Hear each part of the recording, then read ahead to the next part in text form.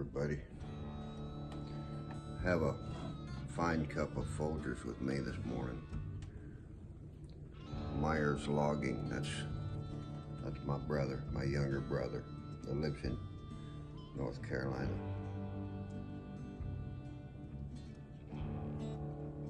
I got a gun to show you this morning and a few words of wisdom, I hope.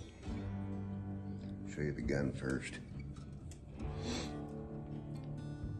This is a little high standard 9-shot 22.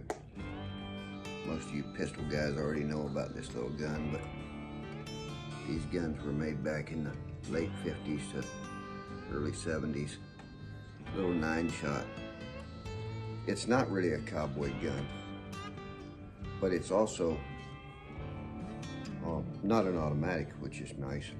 A revolver. There's several things I like about it. Besides, they're pretty cheap. They got this little extractor, pushes all 9 of them out at once. Real simple. Anybody can figure out how to run them. Real simple gun.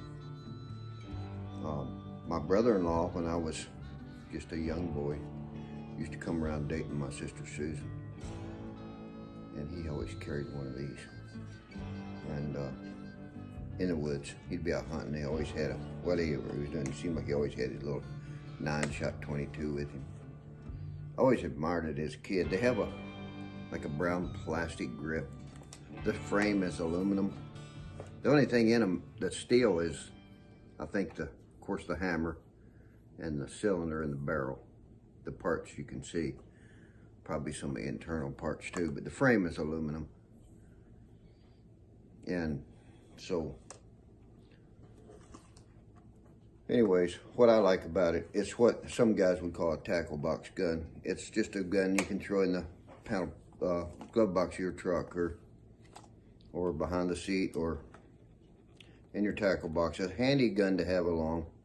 Seems like in my life, a lot of times I'll come along, a lot of deer seem to get hit here on our highway. And you almost need to have a little gun in the truck. So if you're on your way to town and some little old lady has hit a deer and she's wringing her hands about it suffering, you can help her out a little bit.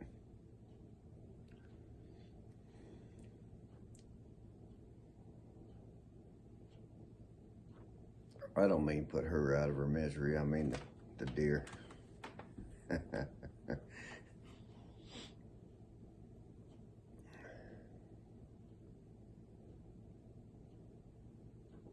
The only words of wisdom I have for you today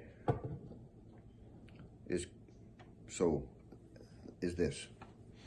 Slow down to speed up is my word. That's not original with me.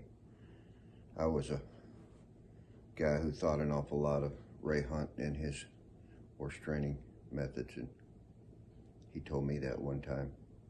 Slow down to speed up. It works in so many areas of life. In my season of life, it seems like I always have way more planned than what I can do. And because I remember how much I used to be able to get done. I probably always did some of that, but not so much 20 years ago. What I've done lately is this year is I've tried to commit my day to God in the morning and ask Him to help me to do one thing well. And oftentimes, if I do that one thing well, there's still time I can get more done. But 2 days ago, we had a hydrant leaking at the ranch, and so we had rented a little excavator, and 2 of us jumped in there and changed that out. And sometimes that's a pretty big job. You got to dig a big hole, hop down in the hole, cut the old pipe, put your new hydrant on. We have to bury our hydrants here about 4 feet, our water pipes. They don't usually freeze 4 feet, but we're in western Montana, so it doesn't get quite as cold here.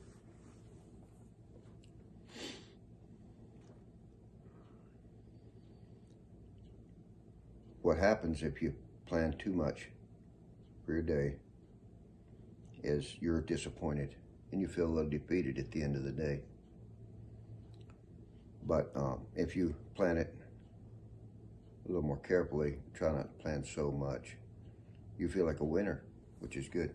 One more thing I was going to tell you about this gun. So I've been thinking about taking up snowshoeing again in the wintertime, either running a little trap line or just doing it for recreation. I used to, years ago, did some snowshoeing. And this is a sweet little gun to pack, either in your backpack or on your side. We have mountain lions here and coyotes and wolves. And it's a good thing to have a sidearm.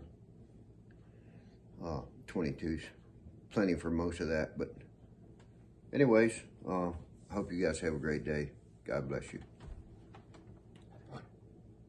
Don't forget to drink your Folgers this morning.